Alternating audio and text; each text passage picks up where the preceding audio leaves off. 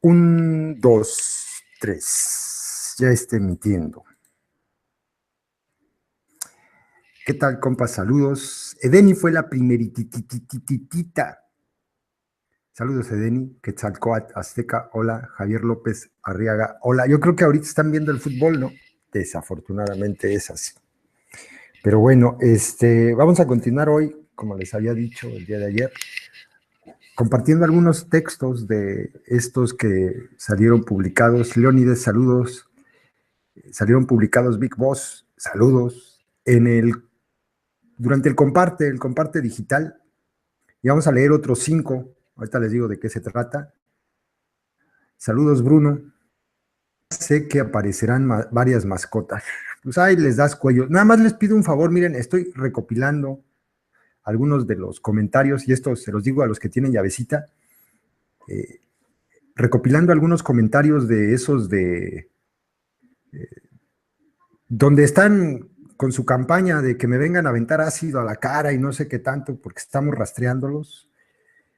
Porque como les dije aquel día, esto va en serio, o sea, si resulta que es de donde yo creo que viene, yo los voy a denunciar, o sea, es un hecho, para que se dejen de pendejadas, porque si lo están publicando en páginas de anuncios, de estos anuncios, uno puede comprar chingadera y media, vamos a dar con ellos,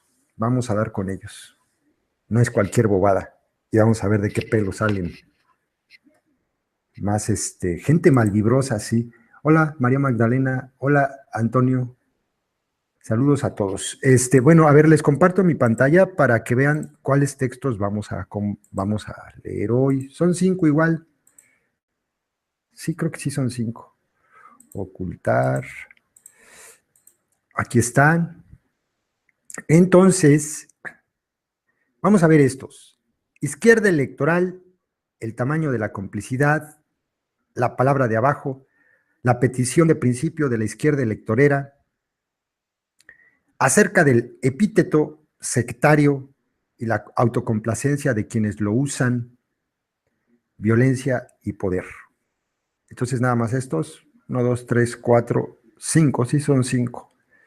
Son 57 a 67 a 73, son 13 páginas. Entonces vamos a la primera. Página 57. 5, 6, ahí ya me pasé. No, aquí está. Ah, no, este es el de Ayotzi, que es muy bueno. Ese lo quisiera leer en otro momento. Dejen ver, sí. Bueno, saludos a los que entren, ¿eh? Saludos desde Veracruz. Hola, Albert Benigno, saludos. Sergio Huerta. ¿Cómo ponen los emoticones así? ¿Cuáles emoticones, María Magdalena? ¿Cuáles? Hola, Irene, saludos. Loading Hernández, saludos. ¿Cuáles emoticones? Ya te explicarán, María Magdalena. Bueno, empezamos. Ah, por cierto, les quería comentar que, a ver, les comento rápido, es que en el video de ayer sobre el mismo tema de los textos de Javier Hernández, entró un tipo a colocar ahí varios enlaces. Uno de ellos, yo creo que descubrí el hilo negro, puso por ahí un video del atarantado aquel, el tipo que está como relamido, ese, ustedes saben a quién me refiero. Ya ven que el baboso pues, está enamorado de mí, ha de tener una fotografía mía ahí de cabecera y se masturba viéndome, ¿no? Entonces puso un enlace donde decía, conózcanlo para que sepan quién es. Ay, pero bueno. Pero había otro comentario, es que fueron varios enlaces. Uno donde decía que yo estaba loco, que López Obrador era anticapitalista. Virgen de la Macarena. Ahora sí dije, bueno, ya me puedo morir porque ya lo he visto todo. Y es justamente, creo que lo que leíamos el día de ayer, solamente a los más atarantados, a los fieles de la secta, pero de los más atarantados, no termina por convencerles que si el viejito vividor tiene como financiero desde hace muchos años a un representante del neoliberalismo, pero no de las bajas estelas, sino de las más altas cumbres, como Carlos Slim, y por lo tanto, pues nunca habla mal de él, nunca puede hablar mal de los Hernández, puede hablar mal de los Balleres, puede hablar mal de etcétera. O sea, ¿no les queda claro en qué cabeza cabe decir que López Obrador es anticapitalista? ¿En qué cabeza cabe? En ninguna decente. En la de los fieles de la secta, pero de los más atarantados, todavía queda ese resquicio de estupidez. Y me quedé pensando en otra cosa. Muchos de estos fieles de la secta son los que se han atrevido a decir, porque creemos que así es verdad, y en la primera parte de este argumento, pues concuerdo completamente con ellos, que es muy probable que dado el enriquecimiento brutal de Carlos Slim después de que estuviera en la presidencia Salinas, con la privatización de Telmex y todas las empresas que privatizaron en aquel sexenio, es muy probable que detrás de Carlos Slim esté Salinas de Gortari. Eso es algo que creo que todos estamos, cuando menos tenemos esa duda, ¿no? De que así sea, mínimo una duda, aunque todo indica que es verdad, todo indica que es verdad. Y yo me pregunto, si Slim entonces le da la mano derecha a Salinas y la mano izquierda a López Obrador, ¿quién es más cercano? ¿Quién es más cercano a Salinas? Yo ahí se los dejo. Eso es nomás para que ustedes lo analicen, ¿no? ¿O no es Slim un prestanombres de Salinas? Porque ellos lo dicen, yo también lo he dicho, estoy casi seguro que así es. Cuando menos muy amigos si son, ¿no? Porque eso de otorgarle una empresa que lo catapultó de una manera brutal, imagínense nada más lo que gana, les he puesto como ejemplo esto varias veces, lo que gana Slim solamente con la telefonía celular en México en un día. En un solo día. Ustedes imagínense lo que gana solo con Telcel, nada más. Pero sabemos que no solamente es México, que Carlos Slim se ha hecho prácticamente de todas las compañías telefónicas del continente, y, excepto de América del Norte, aunque de América del Norte pues es dueño de AT&T, ¿no? Y que en Europa tiene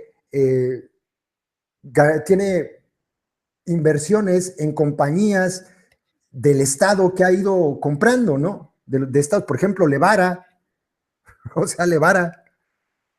Entonces, a partir del sexenio de Salinas, Slim estalla y empieza a aparecer como el hombre más rico del mundo.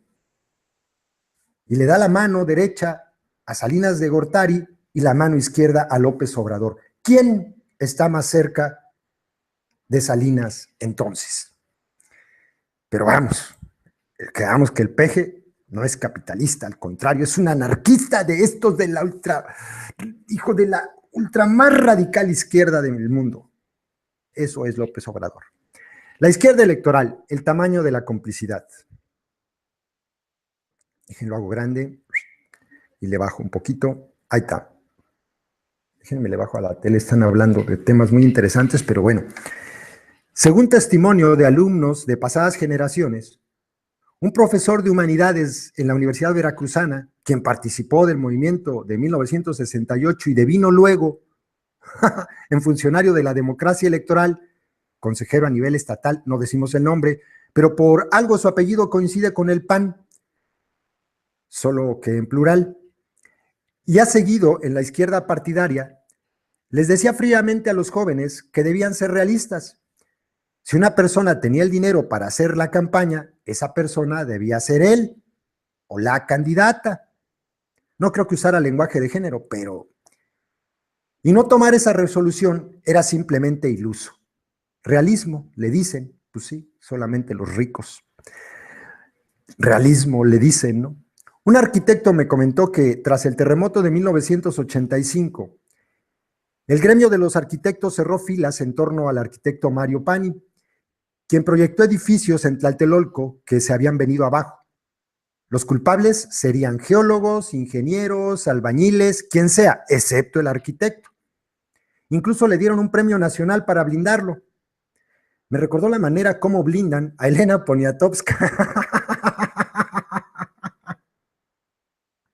muy amiga del peje, que viene y le recibe premios a los reyes en España, la pinche viejita de izquierda que se sienta con la realeza. Ella, Elenita Poniatowska.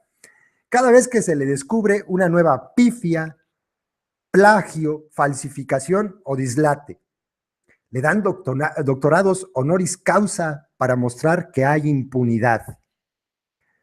La campaña Sube tu foto con López Obrador, que pretende tapar el sol, entre paréntesis, azteca del PRD, con un dedo y ocultar que AMLO es responsable de haber llevado al poder con su carisma electoral a Aguirre y a Barca, así como de tener en la lista de candidateables a futuros gángsters como Lázaro Mazón por Morena, su nueva franquicia electoral, muestra ese mismo movimiento de la impunidad, la complicidad, la apuesta por la mentira, la desmemoria.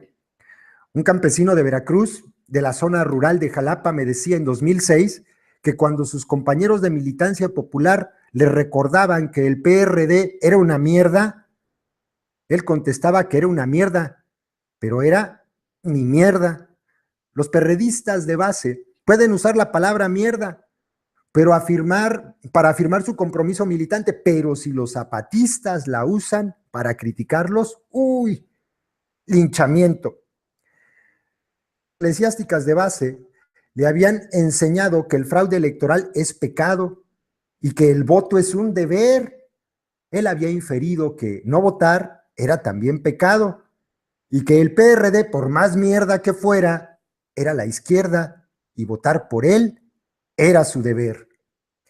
Un ecologista del sur de Veracruz me había dicho poco antes o después que él había llevado a su pueblo la primera propaganda electoral del PRD cuando hacerlo era arriesgar el físico. Pero ya para 2005-2006 estaba decepcionado de ese partido donde sus ex perseguidores y represores eran ahora sus candidatos, líderes, gobernantes electos e ideólogos. El Frente Democrático de no sé qué madre, del norte de Veracruz e Hidalgo, tiene, por ejemplo, a Dante Delgado, varias veces candidato del PRD y sus coaliciones apoyando por AMLO, como uno de los gobernadores priistas de Veracruz que los han reprimido al lado de priistas como Patricio Chirinos. Cuando salió de prisión, una reportera que conoció el expediente y sabía derecho publicó la verdad. Está libre porque los delitos de los que se le acusa, perdón, Suki, ay, Suki, pues no te pongas aquí abajo, pues no me reclames tú, perdón, Suki, le pisé el rabo a la Suki, perdón, Suki, viene y se sienta justo acá abajo, y luego le piso el rabo y me reclama, pues que yo te digo que te pongas ahí, ya, gatita hermosa, perdón, allá, bueno, una periodista explicó la verdad. Estaba libre porque los delitos de que se le acusaba habían prescrito. AMLO nunca tuvo empacho en acompañar a candidatos así. O sea, no está libre porque lo hayan liberado, lo hayan exonerado, no estaba libre porque los delitos de los que se le acusaba habían prescrito, no porque fuera inocente. López Obrador nunca tuvo empacho en acompañar a candidatos así. Alguna vez que en el PRD había una elección interna, me comentaban militantes de base de Jalapa que el proceso había sido un cochinero y que había metido las manos el Bester Gordillo. Al platicarlo con editores de un periódico combativo de izquierda, Me decían estos que eso no era novedad, que operadores de Elvester habían intervenido desde 2006 en favor de Calderón desde dentro del PRD. Por cierto, eso lo habían denunciado en su momento los zapatistas, pero en las filas del López Obradorismo se compraron el linchamiento contra el ZLN y no miraron a los operadores del fraude dentro de las filas de su partido. Un profesor jalapeño que había sido maestro rural varios años, al regresar a Jalapa y por amistad con un viejo compañero de estudios, terminó participando en una elección interna del PRD solamente por darse cuenta que a cualquier candidato o planilla se le acercaban para acompañarlos no solo los dirigentes, los diferentes poderes fácticos del PRD, eufemísticamente llamados tribus, sino del PRI gobierno estatal veracruzano. Quien no se vendía no tenía oportunidad alguna. Cuando a partir de 2001 y 2003, pero especialmente en 2005 y 2006, el ZLN rompió públicamente con el PRD, con López Obrador, y no solo con toda la izquierda electoral, sino con toda la clase política, militantes de la bigamia, es decir, López Obradoristas que pretendían ser zapatistas de closet o viceversa, decían que no era el momento para decir públicamente esas cosas, aunque en privado aceptaban que más allá de lo que los zapatistas denunciaban, había mucho y peor en el partido. ¿Cuándo comenzó a ser momento para criticar al PRD? Cuando ya tienen su nueva franquicia electoral, porque antes no, Cuando ya no solamente tienen paramilitares en Chiapas, como los tienen desde 2003, sino incluso crímenes de lesa humanidad en su haber, como Ayotzinapa. Los moneros de la jornada que comienzan a criticar al PRD en manos de los chuchos, la mala conciencia del López Obradorismo, ¿por qué no se linchan a sí mismos por hacerle el juego a la derecha? Las críticas se están haciendo tarde y de manera muy parcial e incompleta. Las fotos de AMLO acompañando las aventuras electorales de los chuchos y del PRD para llevar al poder a Abarca, a Mazón, a Aguirre, como antes a Sabines en Chiapas, y a otros pájaros de cuenta, Ebrard, Bartlett y un largo etcétera, no se pueden borrar ni con las fotos de mítines masivos en el DF. El número no hace razón cuando ya no hablamos de meras diferencias ideológicas o de envidias, como dijera Poniatowska, con su fino análisis de chisme de vecindad. Si a Abarca lo apoyaban los chuchos, ¿por qué AMLO dejó que asociaran a él su figura para pedir el voto en su favor? No, y aquí voy más allá. Hemos compartido un audio donde en un mitin, el candidato López Obrador pide el voto para José Luis Abarca. No solamente son las fotos, está publicado en Milenio. El audio está publicado allá. Ay, pero Picharis, ¿cómo le crees a Milenio, güey? Me vale madre quién lo publique. Es la voz del peje. Lo que se señala, la voz del peje pidiendo el voto para Abarca. Que no lo va a publicar, obviamente, en estos tiempos. Radio AMLO, pues no, güey, pues no son tontos. Pero apareció el audio del peje pidiendo el voto para José Luis Abarca. No solo es una foto casual, hombre, porque eso es lo que han dicho, no mames, pues se toma fotos con todo el mundo, Aris, priista, prianista, 500 pesos, ven por tu lunch. No mames.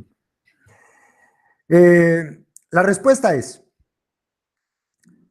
por el mismo pragmatismo del que hablábamos en el primer párrafo, se llama, más bien el llamado realismo. Se trata de usar una retórica crítica y opositora para llevar al poder a grupos priistas como siempre. Es por eso que Morena aún no participa en una elección. Este texto es antes del 2015, pero ya tenía en su haber precandidatos tan impresentables como Mazón y nexos tan reprochables como Aguirre y Abarca.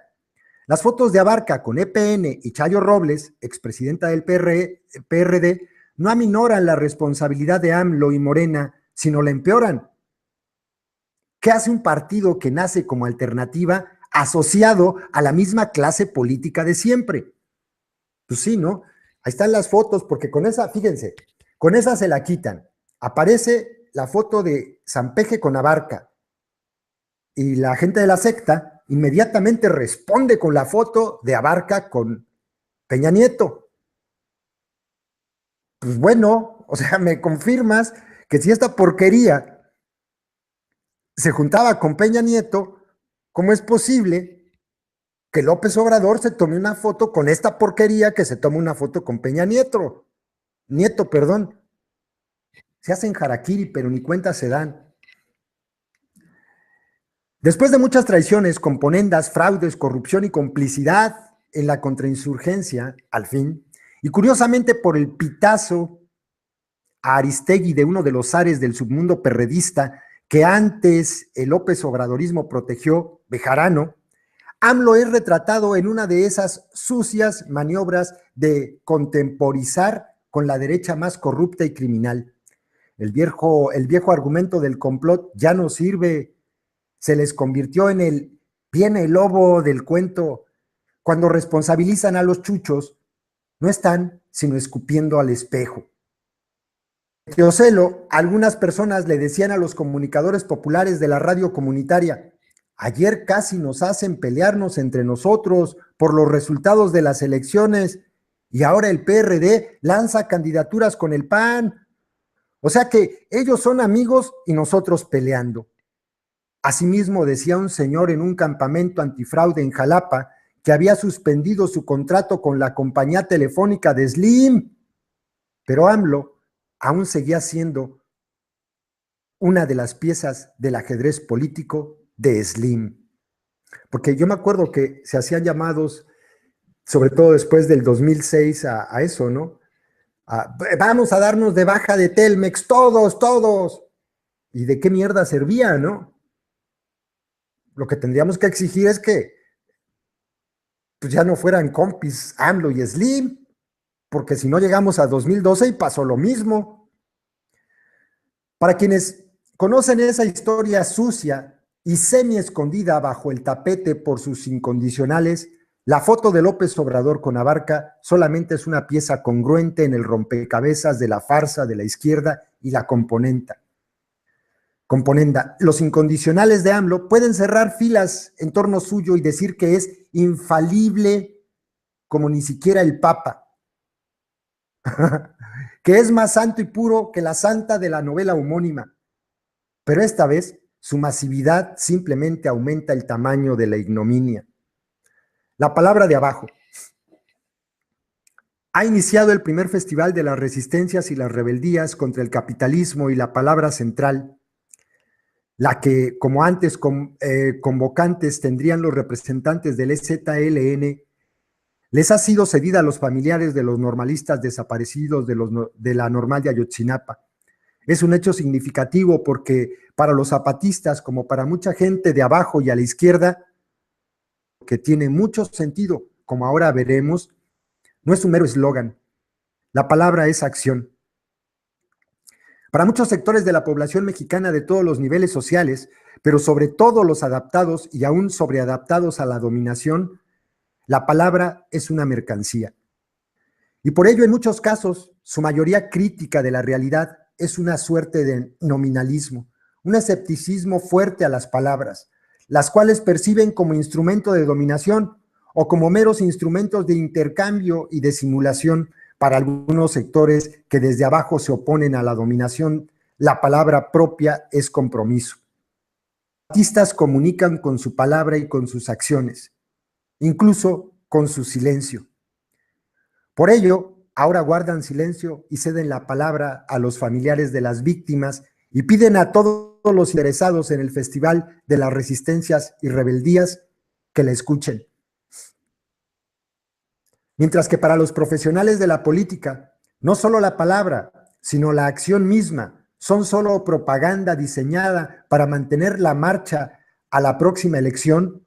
Por ello ponen en su agenda solamente los temas que pueden ser trending topic y cuando las víctimas dejan de ser centro de atención, les dan la espalda como elementos electoralmente inútiles. Los zapatistas los indígenas organizados en el Congreso Nacional Indígena y los sectores comprometidos con una lucha desde abajo contra la dominación, la palabra es acción, es compromiso. Ha sido muy difícil para muchos entender la propuesta zapatista de escuchar, porque esperaban que salieran a ordenar, a decir qué había que hacer. El oído de abajo se ha ido entrenando para escuchar, para poner atención. Por otra parte, no es la primera vez que los zapatistas dejan el foro a las víctimas y a quienes están protagonizando una lucha por sus presos, sus muertos, sus desaparecidos.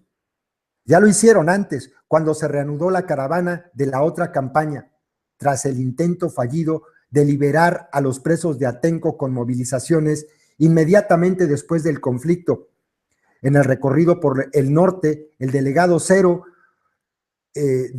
Cero iban representantes de Atenco y luego también de Oaxaca, explicando a la gente lo que estaba pasando con su lucha. Por otra parte, la otra campaña fue un recorrido para escuchar la palabra de abajo.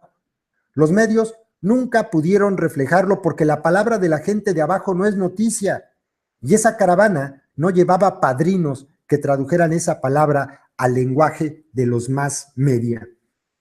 Luego, en una de las festividades de diciembre de 2006, para el aniversario del alzamiento zapatista, la prensa internacional y los visitantes llegaban a los caracoles zapatistas y se encontraban que estaban poniendo videos sobre la lucha de Oaxaca, que era en ese momento lo que convocaba la movilización, como hoy lo hace Ayotzinapa. Los zapatistas conocen por experiencia la arrogancia y el oportunismo de la izquierda electoral, la manera como pretenden ser los dueños de la agenda, nacional, los depositarios de la representatividad universal y vitalicia de la izquierda, y cómo pueden dar la espalda a las víctimas de la dominación, incluso sus víctimas, en la medida en que los gobiernos de la izquierda se han vuelto funcionales, parte de la dominación, pero pretenden ser los herederos de todos los movimientos sociales, desde 1968 o desde las luchas del siglo XIX. Conocen el hábito de esa izquierda despótica de reconocer solamente su agenda y sus acciones como la lucha social en México y acusar a quienes no se subordinan a ella de haber dado la espalda a la lucha popular. Por ello decidieron dar la palabra a los familiares de los normalistas de Ayotzinapa, porque saben que la palabra de abajo es clara y directa, que no necesita de quienes se arroguen su representación o el ser sus albaceas. Así, mientras la izquierda de arriba se empeña en borrar toda disidencia, silenciar toda crítica, negar todo lo que no se le subordina y fagocitar las luchas para convertirlas en el valor de cambio de su capital electoral, los pueblos indios de México, especialmente los organizados en el zapatismo, ceden el foro a los normalistas. Si el lector no los ha escuchado aún, sería recomendable que buscara los audios en la red de sus ruedas de prensa e intervenciones en mítines, o mejor, que busque las probables transmisiones en vivo de la palabra de los normalistas por los medios libres. Encontrará que ahí no hay confusión acerca de quiénes son sus compañeros y contra quiénes luchan por sus desaparecidos, por justicia, por defender sus escuelas, su dignidad, su derecho al futuro. Y aquí quiero comentarles que fue bien notorio después de que recibieron allá en los Caracoles en diciembre de ese 2014 a los familiares, una representación de los familiares de Ayotzinapa y de los estudiantes, pues cómo se trataron de acercar meses después y desde antes los oportunistas de la secta y los mandaron a chingar a su madre. Esto es para que vean cómo es verdad que los compañeros saben reconocer quiénes son sus compañeros y contra quiénes luchan. ¿O no acaso quiso ir López Obrador a dar un mitin a uno de los pueblos allá de Oaxaca y casi lo apedrean al cabrón? De Oaxaca, perdón, de Guerrero. En fin.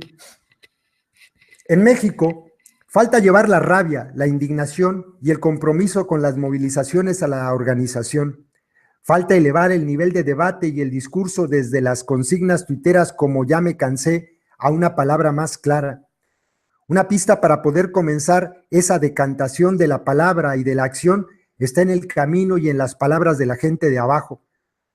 Porque arriba todos quieren que las cosas se olviden, ya supérenlo y se callen, que todo regrese a la normalidad electoral, negocio de los partidos y de la clase de los profesionales en capitalizar las luchas para su permanente campaña electoral.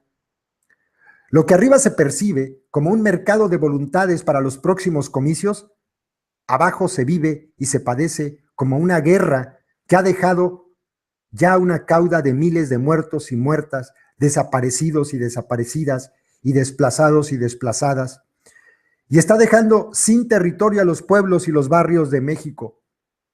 Por ello, mientras arriba se empeñan en ordenar, normar, reglamentar y controlar el movimiento social, abajo los rebeldes se empeñan en no subordinarse, en desbordar esos controles, en abrir paso a la palabra y la acción de quienes han soportado esa guerra para cambiar su destino de muerte por uno de vida. Arriba no pueden comprender eso. Para ellos, incluso las víctimas son monedas de cambio electoral y de cambio a secas o no son nada. Toda la energía social que no puede capitalizar su candidato es para ellos energía desperdiciada. El tiempo dedicado a la reflexión y la crítica es meramente tiempo gastado o perdido. La lucha que no se cristaliza en una credencial de elector es simplemente inexistente. La petición de principio de la izquierda electorera. Déjenme ver si están leyendo. Ahí están, sí, ahí están. Ahí están, ahí están. Nuria, Edith, Sampeje, Julio, Tribulus, Bichón. Ahí están, ahí están. Continúo.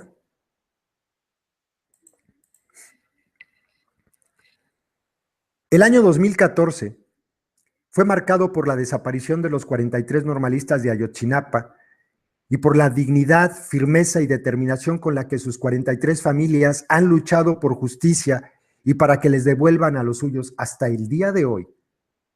Digna lucha.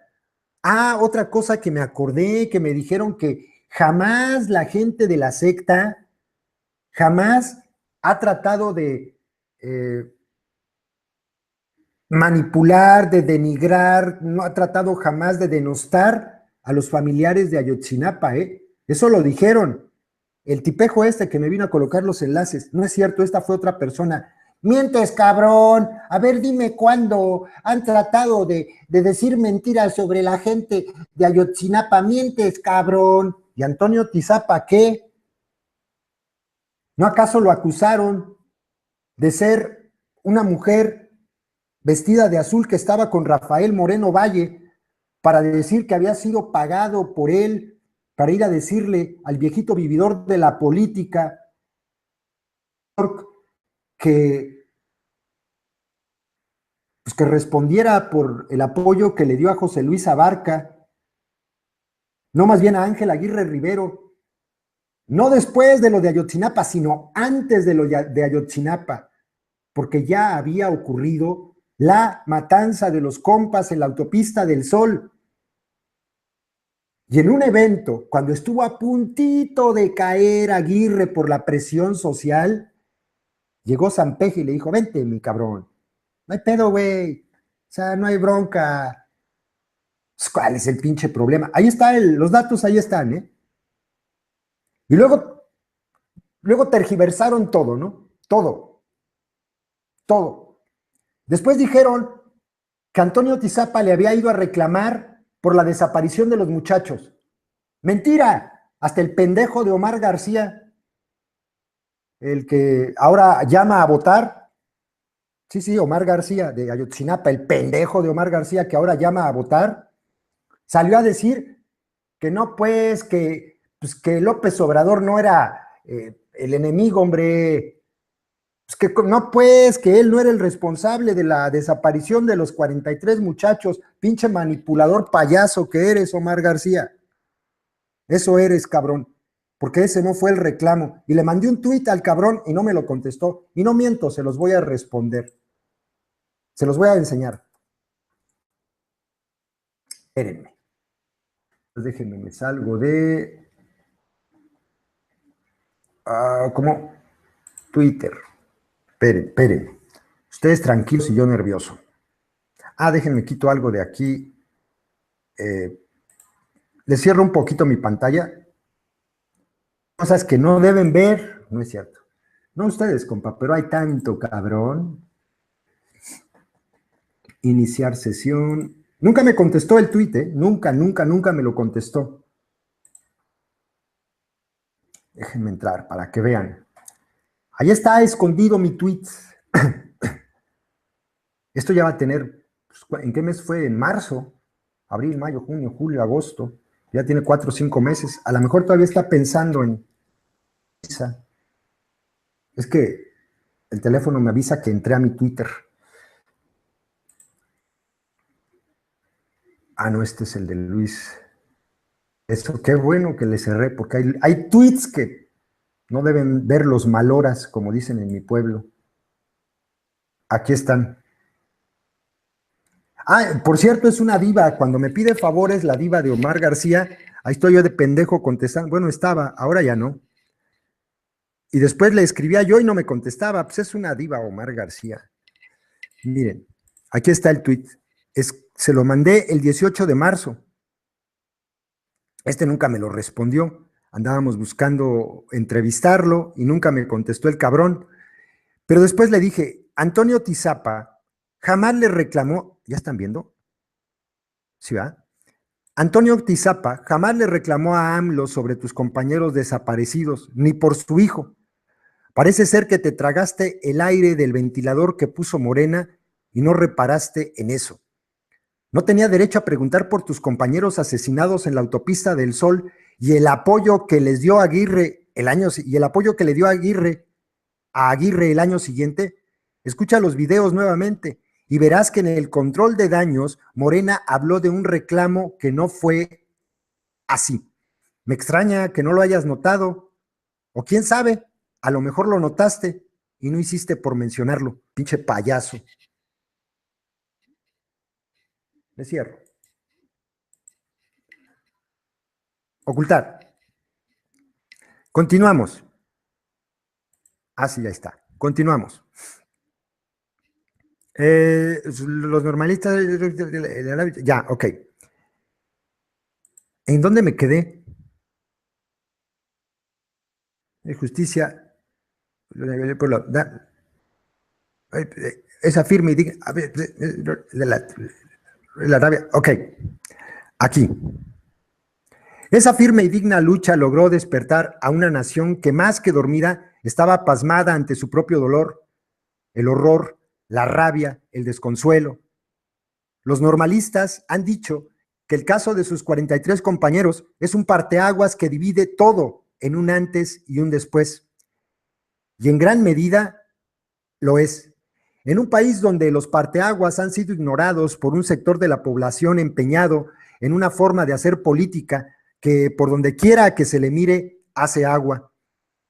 No debería ser ningún orgullo y más bien debería ser una gran vergüenza para la izquierda electoral y para quienes se empecinan en medir todo desde el rasero de los candidatos, líderes y campañas que han sido esa izquierda y sus gobiernos una comparsa más al lado de los partidos de la derecha en estos años sangrientos desde 2006 a la fecha.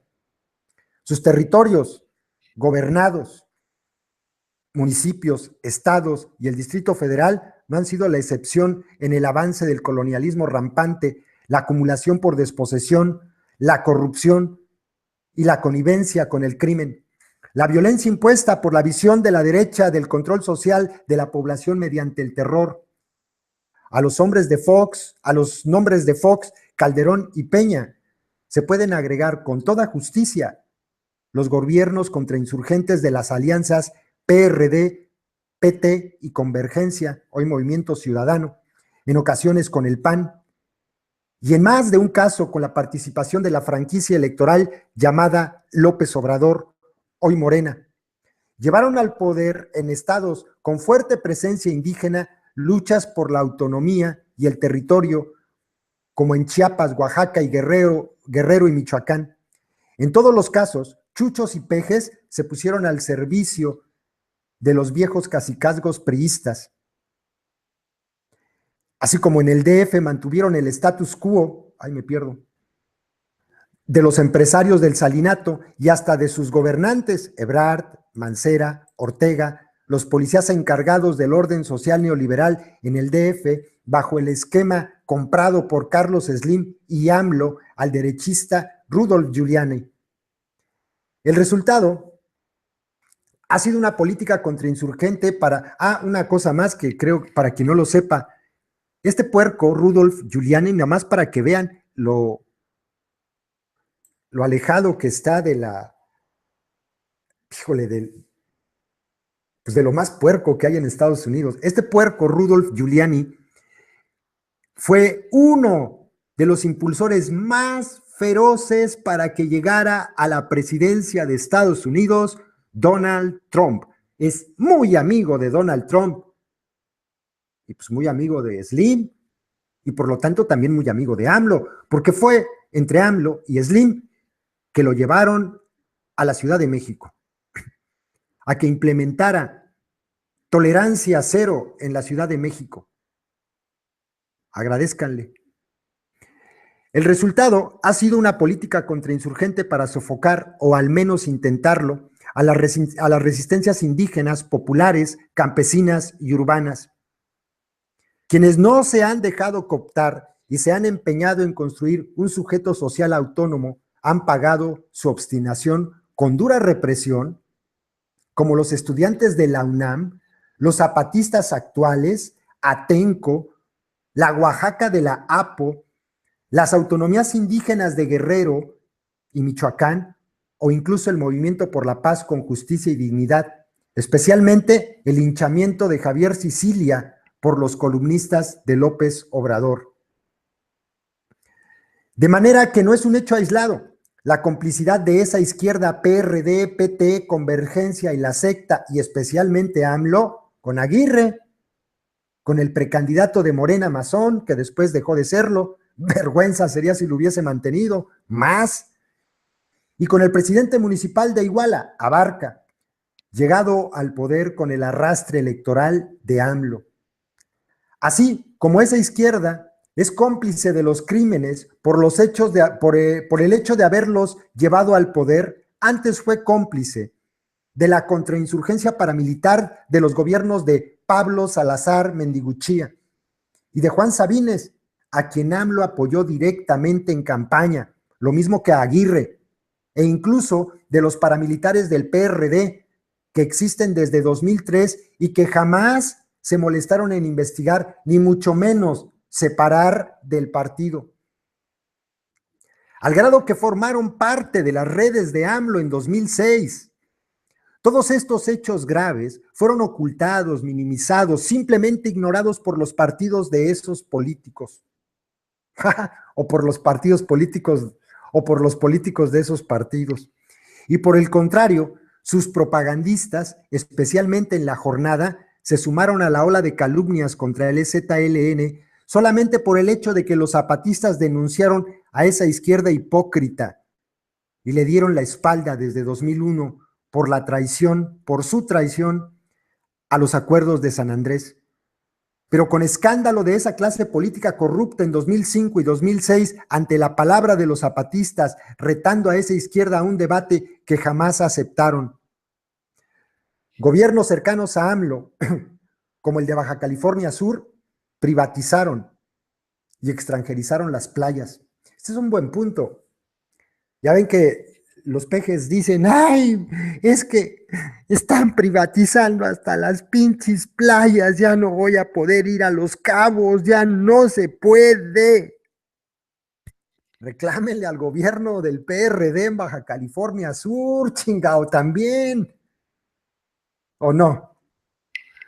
Reclámenle al gobierno de Baja California Sur que entregó playas para que los cómplices de Carlos Salinas de Gortari fueran allá y construyeran los grandes hoteles que ahora están ubicados y que no te permiten ni siquiera pararte frente al mar. Hoy no mames, pues es la playa. Venga tu madre, estos son de mi amigo Salinas. Reclámenles. Privatizaron y extranjerizaron las playas y en el DF han entregado la ciudad a los capitales de toda clase, especialmente Slim, para el proyecto de ciudad de clase mundial o ciudad mercancía, que hoy muestra las costuras por su represión, brutalidad policíaca, presos políticos y uso de la policía para defender la política del PRI en el gobierno federal, además de la corrupción que se oculta bajo el tapete y sale en costuras, como la de la línea 12 del metro. Sin embargo, una suerte de autismo y cinismo combinados de esa izquierda y de sus incondicionales los han convertido en el Ramón I. Centeno ha llamado muy bien, usando conceptos del sociólogo Max Weber, una comunidad carismática, una secta, comunidad que ha sustituido todo pensamiento racional, toda autonomía de pensamiento y acción y todo interés por un debate de hechos, información verificable, fenómenos políticos e ideas, por la simple arrogancia de llamarse a sí mismos la izquierda y pretender acallar toda crítica, arguyendo que criticar a su líder fetiche o a sus figuras consagradas es equivalente de apoyar a la derecha.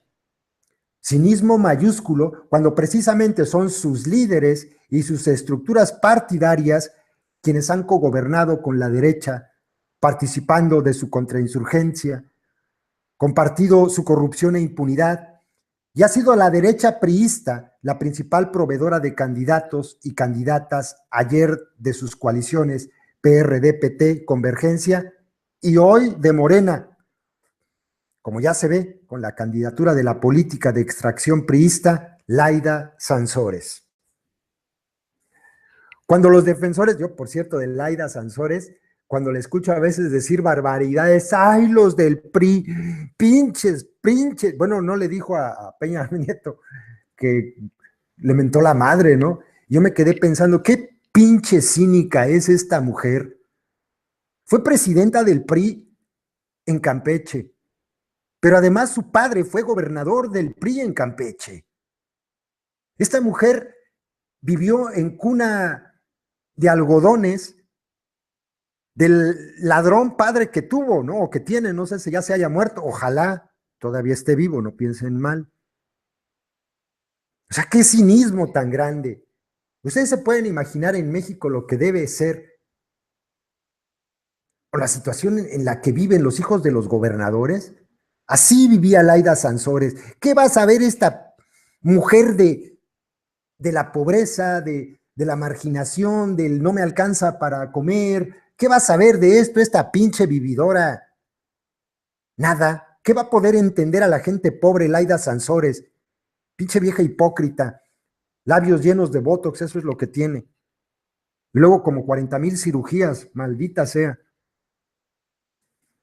Cuando los defensores de esa política de la resignación, la comparsa y la autocomplacencia nos invitan a ver al verdadero enemigo, el PRI y el PAN, olvidan que el primero es su proveedor de líderes y candidatos y el segundo ha sido su frecuente compañero de fórmula electoral. Menudo cinismo. Coalición PAN con PRD, todavía estaba Sampeje allí en el PRD, ¿eh? O sea, que no venga ahora con que no, pero yo no sabía, madre, que Gabino Cue llegó al gobierno del estado de Oaxaca bajo la anuencia del que era el representante máximo del PRD en aquel momento, López Obrador. No mamen. Se fueron de la mano en Oaxaca PRD y PAN. Sí, la izquierda y la derecha van juntas en coalición y el PG acompaña a Gabino Cue a la campaña. Puto cinismo. pero pues, la memoria es corta. Se les olvida. Ah, no, probablemente lo saben, pero pues son tan bondadosos que lo perdonan. En nombre del Padre, el Hijo y el Espíritu Santo. Amén. Una exhortación a un debate más profundo, o más de altura, o más de fondo, o la metáfora espacial que les guste, suena forzada cuando parten de la petición de principio de definirse como la izquierda y definir su agenda electoral como la agenda política nacional. No se puede partir de esas consideraciones precisamente porque son falsas para nosotros. ¿Qué es ser de izquierda en México? Es algo que está, que es ser, ay Dios mío, ya no sé leer, que es ser de izquierda en México, es algo que está en crisis. Ah, ya, es que está mal escrito, creo, o no lo entiendo. ¿Qué es ser de izquierda en México? Es algo que está mal escrito. Que ser de izquierda en México es algo que está en crisis, está por debatir. No se puede cerrar los ojos a la complicidad de AMLO y Morena en el caso Ayotzinapa y simplemente hacer como si nada hubiera pasado. Antes lo han hecho ante la contrainsurgencia perredista en Chiapas y en otros estados, pero ese silencio cómplice es ya insostenible. Los familiares de los desaparecidos de Ayotzinapa van a llamar a un boicot electoral en Guerrero y muy probablemente la red de solidaridad con ellos extienda ese boicot a otros estados e incluso lo intente hacer a todo el país. ¿Qué van a hacer en respuesta? ¿Difamarlos y calumniarlos como antes hicieron con los zapatistas y con Sicilia? Híjole, Javier Hernández fue pitonizo porque eso hicieron. No, ¿cómo es posible que pretenden llamar al boicot electoral? Le hacen el juego a la derecha y lo mismo, lo mismo. El argumento falaz de que criticarlos es hacerle juego a la derecha ya no funciona, porque han sido precisamente ustedes y sus coaliciones quien le hicieron el juego a la derecha y a la contrainsurgencia. Y fue precisamente la total ausencia de crítica y hasta el linchamiento de los críticos de su líder lo que los ha hundido en la complicidad con la corrupción, el crimen infiltrado en sus filas y el autismo político y moral que los ha convertido en comunidad carismática, el equivalente de los rezanderos, como llaman sus críticos al sandinismo corrompido que está en el poder en Nicaragua. La comunidad carismática de la secta. Si no reconocen que la izquierda en México está a debate y que no pueden partir del dogma de que AMLO y su franquicia electoral son la izquierda, cualquier propuesta de debate será como esos memes que circularon en los últimos días del 2014 y que decían, se busca relación seria por lo que queda del año. Si parten para su propuesta de debate de que AMLO es la izquierda, actuarán como quienes para convencer a un ateo de la existencia de Dios le argumentan, la Biblia lo dice. Piensen que somos, a su fanatismo electoral, lo que fueron los ateos y escépticos a la teología tradicional. El carisma de su líder no hace efecto en nosotros. Y si no pueden debatir los hechos que señalamos porque son incapaces de reconocer los errores de sus líderes, los escucharemos, yo no con paciencia, con la paciencia con la que un ateo furibundo oye a un predicador religioso una mañana de domingo.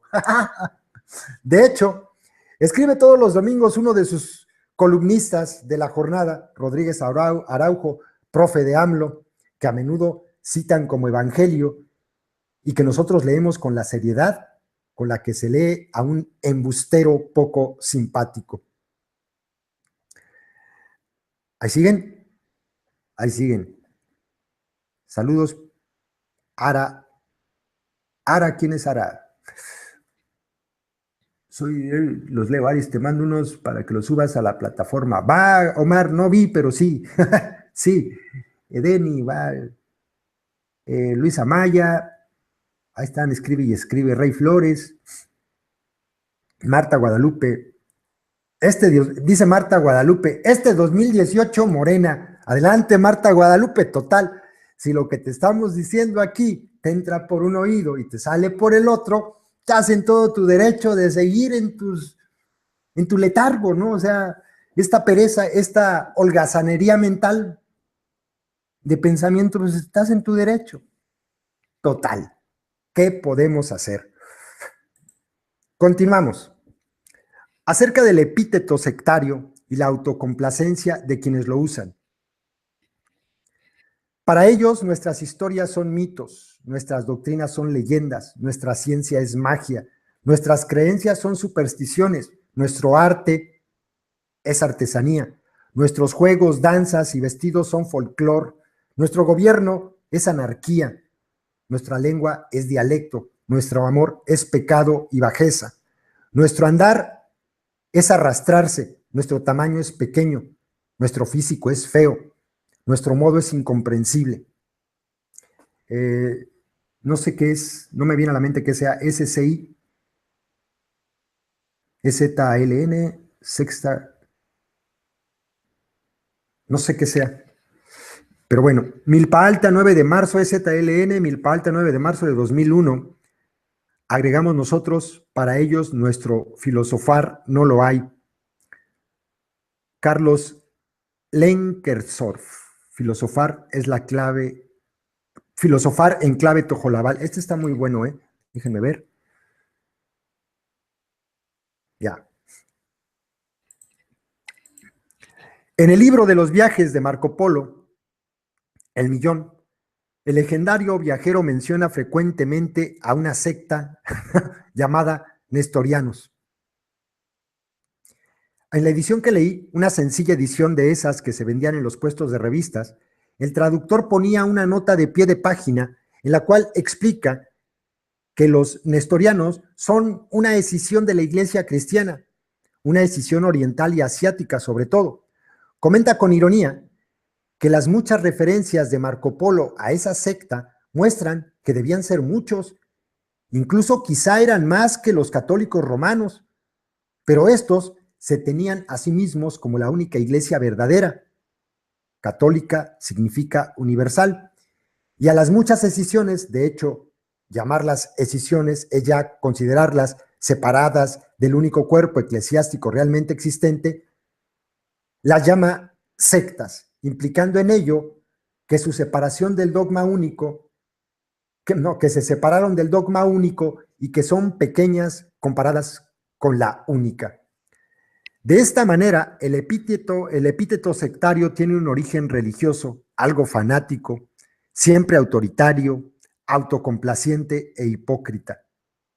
De ese origen fanático ha sido llevado al lenguaje político vulgar, donde se usa el epíteto para zaherir a los disidentes de una posición real o supuestamente mayoritaria. Hay incluso un apotegma irónico. Somos pocos, pero sectarios, que, como otras bromas del estilo, pretende descalificar a los que no están de acuerdo con una postura, aplicándoles el argumento falaz del número. Mayoría no significa razón. El argumento por mayoría es argumento por el derecho del más fuerte, no argumento por razón y convicción racional.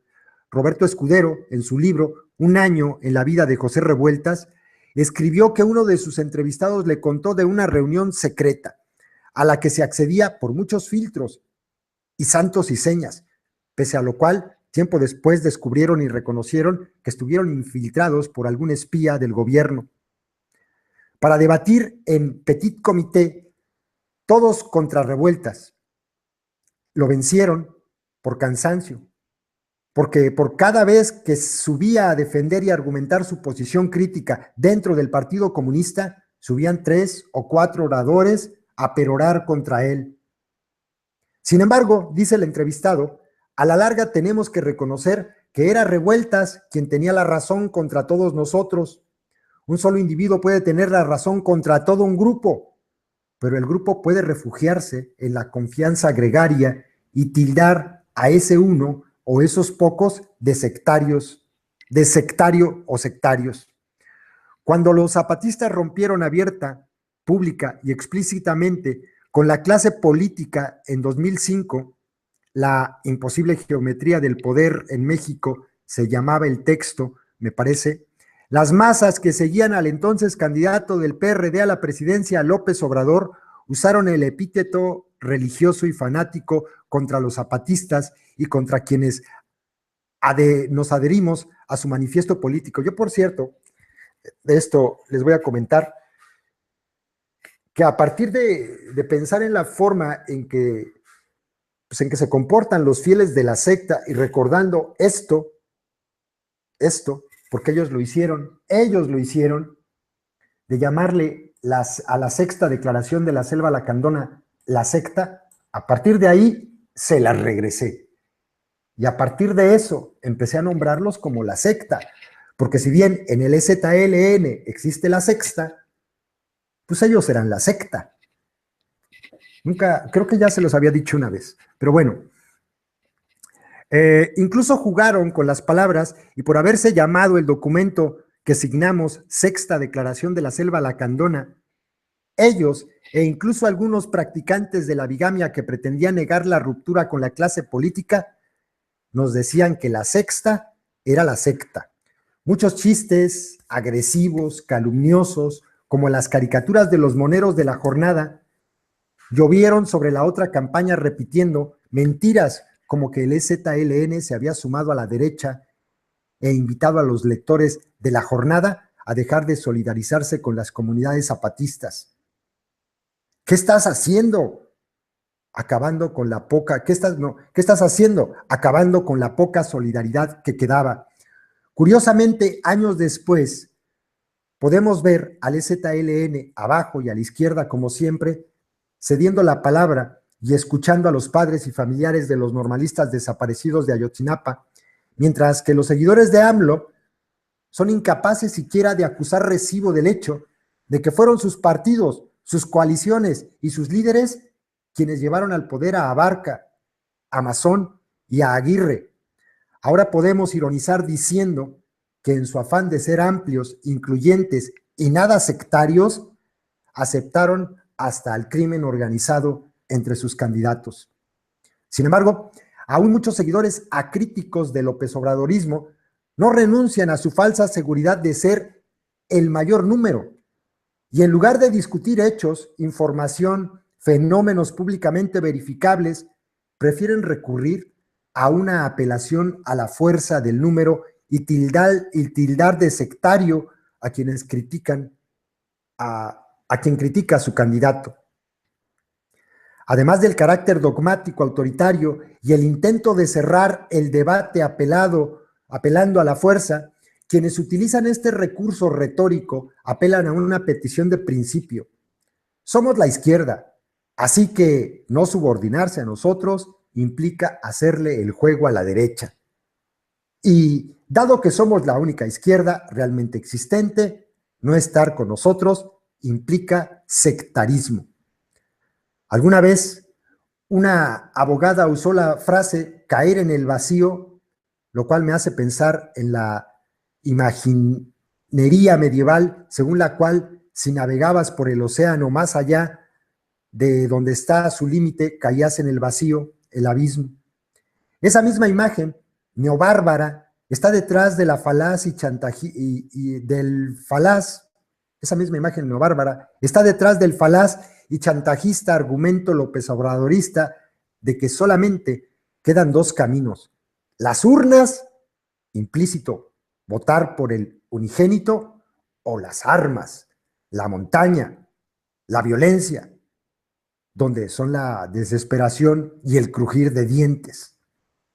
Todas esas falacias suponen de entrada que ellos son la izquierda, el monopolio del bien de todos, cosas que no demuestran. Vamos, ni siquiera se cuestionan.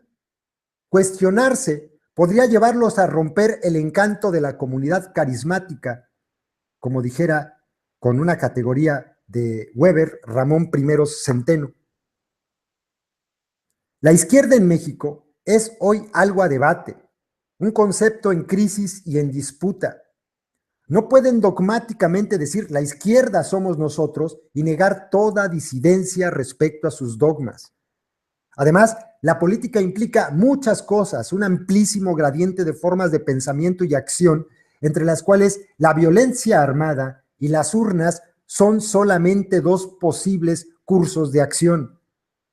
Es como si frente a un piano dijeran que solamente hay dos teclas, una blanca y una negra, y que la negra es mala y nunca debemos pulsarla. Por tanto, la música consiste en esa única tecla blanca que es la suya.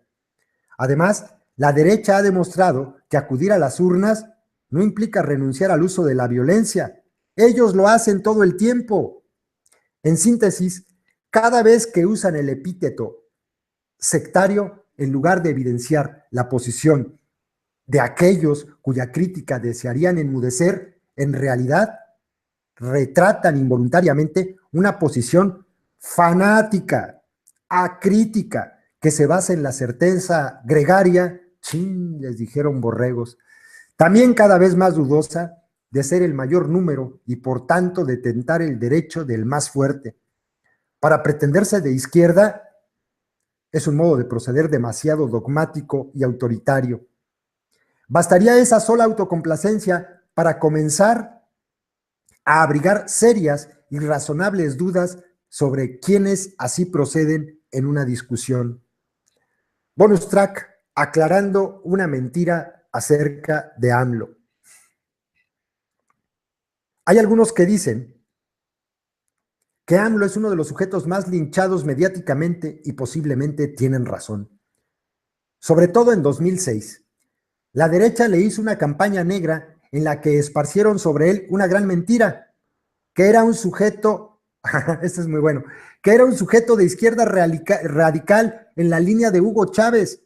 Eso sí es una calumnia, en el sentido de mentir sobre AMLO, no, sobre alguien, perdón. AMLO no es socialista, no es marxista, no es comunista, no es chavista, no es anarquista, no es para nada un radical. Es más bien un producto del nacionalismo revolucionario del PRI. Cuando el PRD eligió sus siglas, estaba claro que le disputaba al PRI su raíz histórica. Las siglas Partido Revolucionario del nacionalismo revolucionario fundador. El que le entendió, le entendió. Lo que pasa es que la derecha mexicana es bastante cavernaria. Incluso tiene sujetos que escribieron libros como Juárez marxista, porque el priismo les parecía comunista desde la época de de Elías Calles y su anticlericalismo, de Garrido Canaval y su populismo tabasqueño, la raíz de AMLO, y de Lázaro Cárdenas, hasta la época en que Portillo nacionalizó la banca, comunismo, según la derecha. Lógico que esa derecha oliera el regreso del nacionalismo revolucionario priista, primero con Cárdenas, con Cuauhtémoc, y luego con AMLO, y por eso chillara.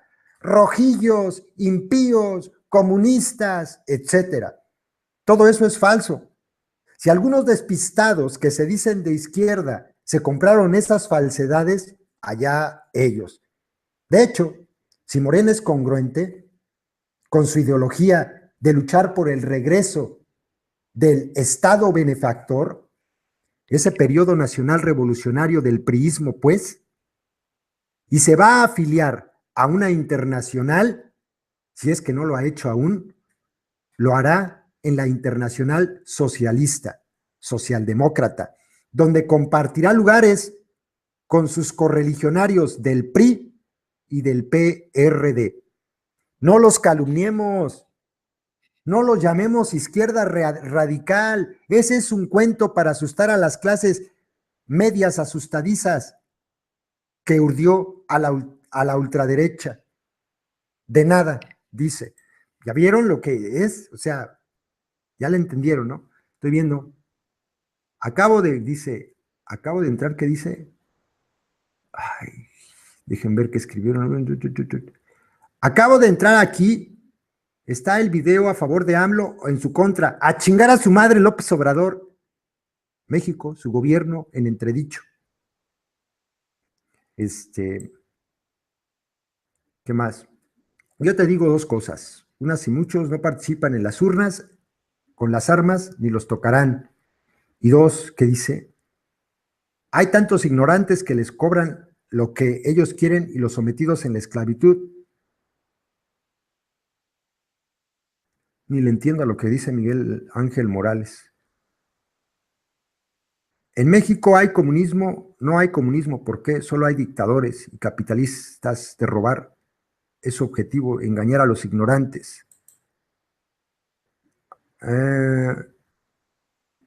Sí, no hay que asustarle a sus financiadores, Luis Amaya, por decirle que es de izquierda. Si no, no vaya a ser que, no le digan a López Obrador que es radical, hombre, no. Si no es radical. Miren, el radicalismo de López Obrador se diluye en dos eventos muy claros. El primero, el plantón de reforma. Ese es el radical López Obrador. O sea, el radical López Obrador es el que dice, ni un solo vidrio rompimos. Y el radical dice, fíjate qué interesante el comentario de Juan Mateo. Esperen. No bloqueen a Juan Mateo. Miren, qué interesante. Dice, y tú, comentarista, ¿a quién le mamas la verga, Juan Mateo? Porque tú le mames la verga a alguien, no necesariamente todo el mundo le mama la verga a alguien. ¿Sí me explico? O sea, el hecho de que tú tragues mierda no quiere decir que los demás la degusten con singular alegría como tú. Habla de ti, entra a este espacio y di, a mí me gusta succionarle el miembro viril a López Obrador. Así de claro, güey. Así de sencillo, pero no repartas leña, cabrón. Total, habla por ti. Si tú eres de los que se agacha para succionar, explícanos aquí y ya. Cada quien debe estar en su postura y en su honestidad de decir, yo hago esto, pero no vengas aquí a repartir, cabrón. No mames. Pss, por favor. Hola, Abril. Abril Cali Mayor. Pues sí, es que es una pendejada, de verdad. Es una persona neutral, ignorante y pendejo. Así le digo, él. Toma la cerveza solo, en fin. Pues es que sí, que no chinguen. Es que es eso, fíjense, esto es justamente lo que nosotros, lo que esta gente no entiende y se los explicas y se los explicas y se los explicas y se los explicas si no lo entienden. O sea, su pequeño cerebro de corucos no les sirve para entender que no queremos a sus putos políticos. Y no te lo creen. Es que les puedes dar 1000 explicaciones y decirle, bueno, hasta jurarles por el osito Bimbo y no te lo creen. Porque para ellos no existe esa posibilidad. En su cabeza no cabe. Cabe un chícharo y esa idea y ya. Y mientras no sacan el chícharo, pues no entra otra. Entonces, a huevo, si tú no eres parte de los que hacen la felación a San Peje, como este imbécil, si tú no eres parte de eso, seguramente haces la felación a otro. O sea, ese es su argumento. De verdad están bien tapados. En serio. En serio, bueno, en fin. En fin. Continuemos mejor. Ya hasta me perdí en fin. Violencia y poder, ya es el último, ¿verdad? Sí. Sí es este. Hasta habíamos quedado 58, 60. No, todavía falta este y otro. Violencia y poder. La discusión sobre la coyuntura actual, especialmente después de la desaparición de los 43 normalistas de Ayotzinapa y el movimiento masivo por su presentación con vida, merece una revisión que trate de acercarse a las heladas aguas de la teoría. Un amigo me decía que hasta ahora se han hecho solo consignas tuiteras tipo fue el Estado, que son verdaderas pero muy abstractas. Hace falta detallar muchas cosas. Los zapatistas han anunciado que sacarán comunicados, algunos de ellos con consideraciones teóricas, así que dejando de lado el epistemicidio y el pensar colonizado que es incapaz de reconocer elementos teóricos en el zapatismo actual, habrá que leer esos apuntes para todos, pero también hay que esforzarnos por pensar qué es lo que parte las aguas en una coyuntura de rispideces y personalización al grado del insulto. ¿Qué entendemos por política, por Estado, por participación, por acción política, por violencia, por no violencia, por acción directa, por consenso, por gobierno, por anarquía, por ideología, por cambio social o revolución o reforma? ¿O qué estamos pensando y queriendo construir? En un momento en que debería estar a debate en México todo o casi todo, para comenzar, ¿qué es ser de izquierda? ¿Qué es la dominación? ¿Cómo oponernos a ella? La posibilidad de acabar con ella antes de que sea ella la que acabe con nosotros.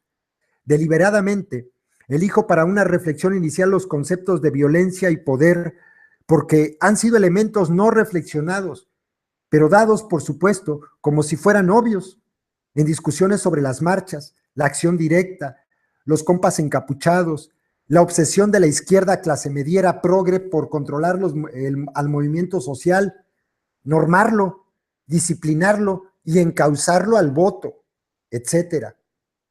La falacia con la que asustan a quien se deja es que solamente existen dos vías políticas: la pacífica, que equivale a las urnas, y la violenta, que equivale a la sangre y muerte. O nosotros o el caos. Este argumento es de derecha. Con él obligaron a votar a los nicaragüenses contra su revolución y elegir a Violeta Chamorro. Ahí, además de la corrupción, el Frente Sandinista de Liberación Nacional, que estaba convertido en el PRI centroamericano, como dijera un cronista de los 90, contó el hecho de que los Estados Unidos prometían guerra si perdía su candidata. Y la guerra ya llevaba años, muchas muertes, lisiados, hambre, destrucción. En México ha sido caballito de batalla de los hipócritas panistas. Le reprocharon al EZLN alzarse en armas y usar capucha, y se negaron a escucharlos en el Congreso de la Unión en 2001, alegando que no escucharían a gente encapuchada y violenta. Pero eso sí, desde que llegaron al poder con Fox, siguieron el modelo de justicia penal, de investigación policíaca y luego de militarización del país impuesto por los Estados Unidos. Este proceso inició con Zedillo y sus planes y programas de contrainsurgencia, la modificación de la policía y su militarización, pero Fox y luego sobre todo Calderón lo llevaron al extremo. Más de 80,000 muertos, cientos, quizá miles de desaparecidos, desplazados, feminicidios, agresiones sistemáticas a migrantes, trabajadores, jóvenes, niñas y niños, viudas, huérfanos, saldos de guerra en tiempos formalmente de paz y supuestamente bajo una democracia normalizada y con alternancia de partidos en el poder a todo nivel. Bastaría la reflexión sobre esa experiencia para mostrar la mentira de que las urnas son la alternativa pacífica a las armas. Como señala una compa marxista, la dictadura es parte de la arquitectura constitucional de cualquier república o democracia capitalista. Está ahí en los artículos que hablan de suspensión de garantías y estado de excepción. Esa suspensión de garantías comenzó, si no es que antes, en Atenco, en mayo de 2006, pero a muchos no les importó, porque tenían el triunfo asegurado en las urnas. Sonríe, ya ganamos. Sin embargo, desde entonces, este país es gobernado más por las armas y el poder del dinero y el crimen que por el poder civil y pacífico. Sin embargo, la izquierda hace como si nada pasara e insiste en ir a las urnas donde imperan el fraude y la trampa, y como candidatos políticos extraídos de las fuerzas reaccionarias, pero además han comprado modelos, conceptos, prejuicios y teorías del complot de la derecha. Citaremos a un escritor que no es santo de nuestra devoción, pero a quien tenemos que mencionar precisamente para no incurrir como él no desdeña hacer en el plagio. Wow. Eduardo Galeano ha señalado que cada vez que la izquierda se corre hacia el centro, se aproxima a la derecha. Ese corrimiento a la derecha de la izquierda electoral mexicana es sintomático en muchas formas. Una de ellas es la importación de sus retóricas e ideología, o al menos su fraseología. Se proponen como alternativa moral, como si el sistema capitalista, capitalismo de compadres, lo llaman algunos desarrapados teóricos, pudiera funcionar solamente con poner gobernantes honestos. Ese fue el discurso del PAN por sexenios. Es el discurso de la derecha empresarial. Y cuando de la Madrid lo compró desde Los Pinos, Carlos Pereira se lo criticó. La derecha pretende hacernos creer que solo el Estado es corrupto, que ella, los empresarios de la oligarquía, es moral por definición y que un cambio de siglas y de personal hará la diferencia. Ese discurso panista lo asumió López Obrador y se puso el apodo de honestidad valiente, tratando de vender el cuento de que con solo quitar la corrupción, el capitalismo será ahora en México por el bien de todos. Es mentira vil. Además de que no son honestos ni los gobiernos de derecha ni de izquierda que ganaron al PRI diversos niveles de gobierno para repetir sus saqueos de los bienes nacionales, latrocinios, corruptelas y acomodo con las oligarquías y el crimen. El otro argumento de la derecha que la izquierda ahora usa como petate del muerto es que si no vamos religiosamente a las urnas, solamente queda como alternativa la violencia, las armas, la guerrilla y la montaña. Como si las urnas en México no hubieran sido hasta ahora una de las armas del poder para seguir imponiendo un modelo predador del medio ambiente, colonizador de mentes, territorios y del mundo de la vida. Y además, perfectamente compatible con la violencia de muchos tratados de libre comercio, terapia de shock para la reforma neoliberal, la acumulación por desposesión, como llaman elegantemente los teóricos al despojo, y la violencia tanto de Estado como la semiprivada del crimen, densa, promiscua y complejamente entrelazada con el Estado. No obstante, pretenden hacernos creer que si no votamos por ellos habrá caos, habrá anarquía, habrá ingobernabilidad y violencia, como si no fueran gobiernos de todo el espectro ideológico electoral, por lo que unos u otros votaron, los que han malgobernado a nuestros pueblos, territorios, ciudades y comunidades mediante la violencia, y han traído sobre nosotros la desgracia y las miles de víctimas, de las cuales los 43 desaparecidos en Iguala son solamente el botón de muestra hologramático.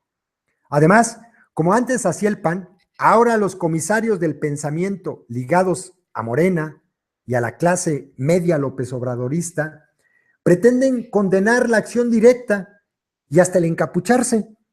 Me recuerdan a los embajadores de México en Guatemala que se negaron a recibir de Superbarrio una carta porque no hablaban con encapuchados. Eso que antes solamente podía escucharse de Fernández de Ceballos es ahora diatriba de personajes sedicentes de izquierda, como las Poniatowskas y las Aristeguis. Con esa izquierda, ¿ya para qué queremos a los panistas? Pueden jubilarse y dejarles a ellas el changarro. Esta es muy buena. Que ya se jubilen los panistas. y que la Poniatowska y Carmen Aristegui al fin ya están ahí. Detrás de toda esa confusión agravada por la pereza mental y el temor, así como el autoritarismo contra toda crítica, está un prejuicio acerca de lo que es el poder definido por la violencia. Max Weber define al poder político como el monopolio de la violencia legítima. Es lo que el imbécil de Calderón defendía cuando decía que al Estado mexicano le corresponde el monopolio del poder, SIC y a lo que Fidel Herrera decía, o lo que Fidel Herrera decía en una conversación telefónica filtrada por panistas a Aristegui: estoy en la plenitud del pinche poder, decía el güey, tengo todo el pinche poder en mi mano. Esa definición es correcta, pero no es toda la verdad. Una mujer formada en la izquierda que desde ella retoma a Heidegger, Hannah Arendt en una reflexión sobre la violencia. Invita a ir más allá de esa definición del poder que viene de una tradición que se remonta a muchos clásicos, Maquiavelo y Hobbes nomás por poner los más conocidos, pero es insuficiente. Luego ella misma propone una definición más profunda del poder. El poder es lo que podemos hacer todos juntos, la capacidad de producción, de acción, de praxis de un colectivo que puede ser desde una comunidad local hasta una nación. Si el poder es lo que podemos hacer todos juntos, la violencia, las funciones represivas y el poder de declarar la guerra son apenas un poco de lo mucho que un colectivo puede hacer. Así como la guerra podemos hacer la paz, que es quizá más difícil, podemos tratar de producir la justicia, de ejercer radicalmente la democracia. El uso de radical como una mala palabra me ha parecido siempre un claudicar del pensamiento crítico ante la derecha, algo como el querer ser centroizquierda. Por ende, decir que la política es una moneda de dos caras, urnas o violencia, es más una falacia, es más que una falacia, una suerte de idiotismo político, que significaba para los griegos idiota, por ejemplo, en un texto sencillito de Sabater, Política para Amador, y una consigna de las teorías de contrainsurgencia estadounidenses que usan sin empacho ambos recursos, armas y urnas, como instrumentos de contrainsurgencia y de dominación. Vean la experiencia de Guatemala, de toda Centroamérica de los 80s a la fecha. Esa suerte de primitivismo teórico político está detrás de la histeria como método de análisis, que han criticado los zapatistas. Se trata de controlar el movimiento social y ponerlo siempre detrás, debajo, subordinado y obediente al líder fetiche y santo patrono abogado de que no se rompa un solo cristal. Frente a ese simplismo político, los jóvenes que defienden la acción directa, violenta o no, hacen uso de su derecho a decidir y ejecutar ellos mismos sus acciones políticas. Eso es lo que hace directa a la acción, que no hay una división entre los sujetos que deciden quiénes ejecutan. No hay una élite que elabora el programa, un candidato que convoca a una asamblea informativa ni a una estructura burocrática que reparte los afiches, los volantes, las tortas, las playeras y los refrescos.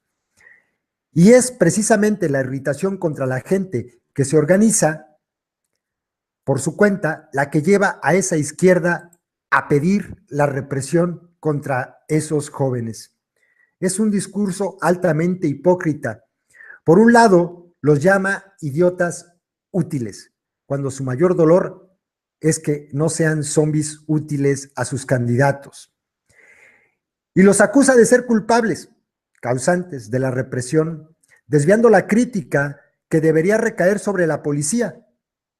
De paso, le hacen el favor de quitarle el reflector a Mancera, el brazo armado represor de Peña Nieto.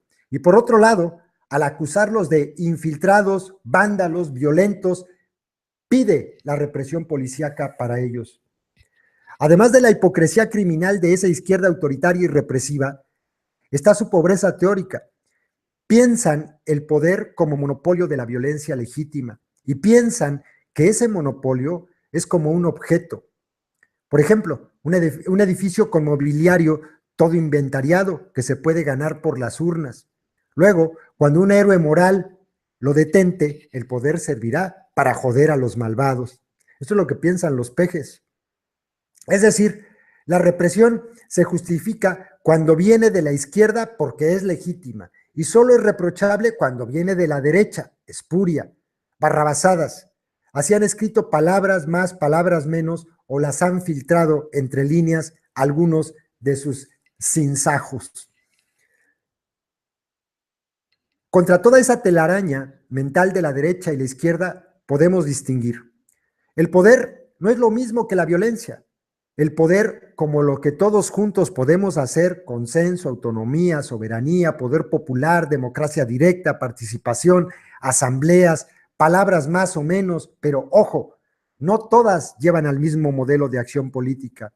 Incluye, como una de las muchas cosas que podemos hacer, el uso de la violencia para defender los intereses del colectivo, de la legítima defensa a la guerra. Pero no es el único y siempre se trata de ella cuando no queda otro recurso. Además, no todos los poderes son el mismo poder. Podemos distinguir el poder del pueblo como lo que todos podemos hacer juntos. Construir el socialismo, tomar el cielo por asalto, intentar la anarquía o decidir otra forma de vivir juntos como sujeto político. Del poder sobre, que es siempre una dominación. Como diría Enrique Dussel, nunca puede ser legítimo y se debe llamar siempre por su nombre, dominación. Dice Luis Villoro que izquierda es por definición estar contra la dominación, contra la damnación. Claro, como diría Dussel, la dominación nunca es legítima porque está contra mí, diría el individualista, o está contra nosotros, dirían los comunitaristas, por ejemplo, los pueblos indios. Además, como toda dominación, siempre genera resistencias y rebeldías, lucha de clases para que se asusten los macartistas. Necesita siempre de lo que sus teóricos llaman monopolio de la violencia legítima, es decir, la represión. El poder, como lo que podemos hacer todos juntos, es la fuente de legitimidad de un poder popular, diluido en el cuerpo social, y por otro lado, su alineación es la concentración de ese poder en uno solo, monarca o presidente, o en unos pocos, oligarquía, élite, especialistas en mandar. Una grave falla de muchas organizaciones sociales de derechas e izquierdas que pretendieron alguna suerte de democratización es que nunca han tenido control de los delegados o representantes por medio de mecanismos como la revocación de mandato y otros controles de los líderes, que debieran ser meros delegados provisionales y rotativos, mandados por las bases, los verdaderos soberanos. En un país de caudillos, líderes morales, gurúes y candidatos vitalicios y hasta hereditarios, todo eso suena a herejía extrema, pero sin ese control de los delegados por las bases, no hay democracia posible. Dejarlo todo a la moralidad, a cual más dudosa, de un líder es algo más que ingenuidad. En mi pueblo lo llaman con palabras un poco más fuertes. Oponerse a la dominación implica cuestionar la legitimidad del poder, cuestionar la legitimidad del monopolio de la violencia, que ¿por qué es legítima? Y eso se puede hacer de muchas formas, violentas y no violentas. La raya que divide las aguas no es entre violentos y pacíficos, sino entre quienes se oponen a la dominación y quienes la apoyan abierta o hipócritamente. El mayor cuestionamiento al poder que existe hoy en México son las autonomías indígenas. Dentro de ellas están las más organizadas y otras menos organizadas, pero la más preocupante para el poder y por ello ha mantenido la militarización de su territorio bajo gobiernos panistas, priistas, perredistas, verdes, López Obradoristas, los que quieran, es la de los territorios autónomos zapatistas en Chiapas, aunque no les guste escucharlo a los pejes. Pero no es un modelo que se proponga a seguir como mero copiar. Lo que nos invita a hacer es a revisar, cuestionar a fondo lo que entendemos por poder, por Estado, por ser de izquierda, por autonomía, por libertad, por desarrollo, si es que seguiremos usando ese concepto, con o sin adjetivos como el hipócrita y alcahuete sustentable. Una propuesta para revisar críticamente todo eso y para construir una izquierda que asumamos esos conceptos críticos es lo que está detrás de las críticas mordaces a sus líderes y cinzancos de la izquierda electorera. No los criticamos por envidia del peje, como dijera la mensa de Poniatowska. La crítica iconoclasta cumple la función de ir quitando obstáculos.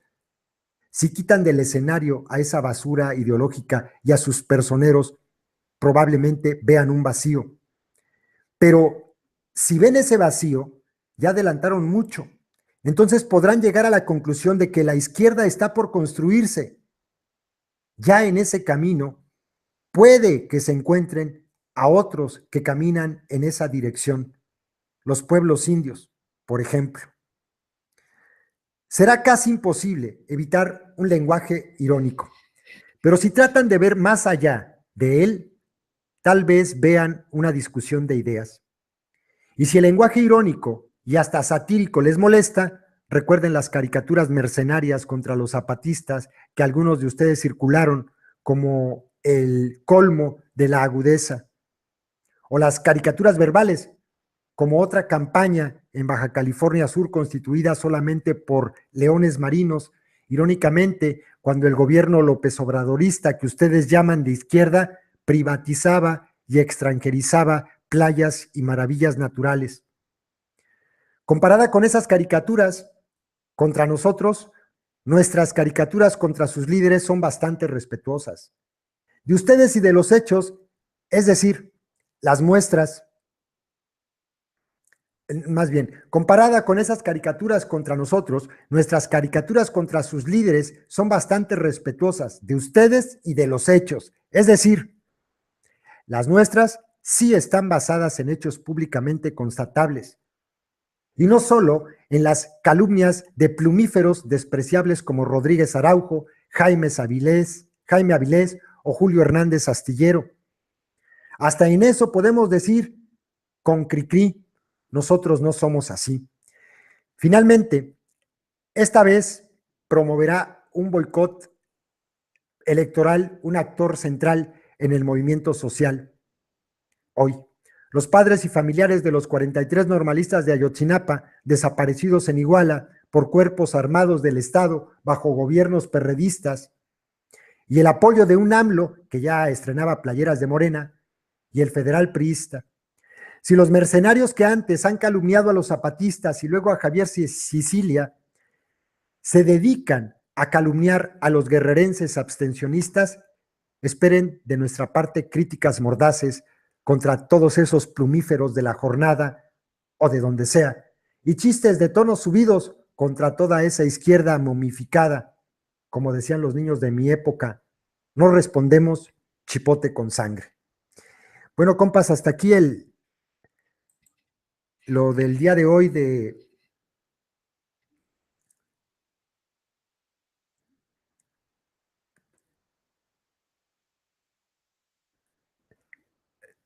a ver, es que estaba leyéndolos, me quedé callado. Lo del día de hoy, ¿de dónde soy? Francés Louding Hernández. No se me oye el acento. De Michoacán soy. Hasta aquí lo del día de hoy de estos textos de Javier Hernández Alpizar. Vamos a compartir otros el día de mañana. Y al ratito a las 5 y cachito hago la otra transmisión para continuar. Adiós, Omar. Ya me enfadé, dice, pues ya que se vaya. Para continuar hablando sobre lo de las multinacionales españolas y lo que está pasando en todos estos lugares en México donde están depredando. A ver si me vienen a decir otra vez que, ay, que López Obrador, que si es, no, pues es que él es anticapitalista y que no sé qué tanto, y que bla, bla, bla, y que no sé qué tanto. Me gustaría verlo, me gustaría ver que me vinieran a exponer eso otra vez. Pero bueno, mañana les compartimos otro pedacito de estos textos y al ratito, como a las 5, hacemos la otra transmisión. Ya me voy para que no se haga más larga y les pido que la compartan. No se duelan mucho, pejes, no pasa nada, hombre. Los adoctrinados de la secta deberían reconocer, pero es que no pueden. Bueno, a ver, es una apelación a los menos adoctrinados de la secta, no a los que están muy, muy, muy, muy adoctrinados en la secta, esos ya no. A los que están menos adoctrinados deberían reconocer cuando menos que existen otras vertientes de eso que todavía no termina siquiera por definirse y construirse de lo que se llama izquierda y que el monopolio de ella, pero para nada, está en Morena. Pero para nada. Saludos a todos, compas. Pásensela chido y ahí nos vemos al ratito.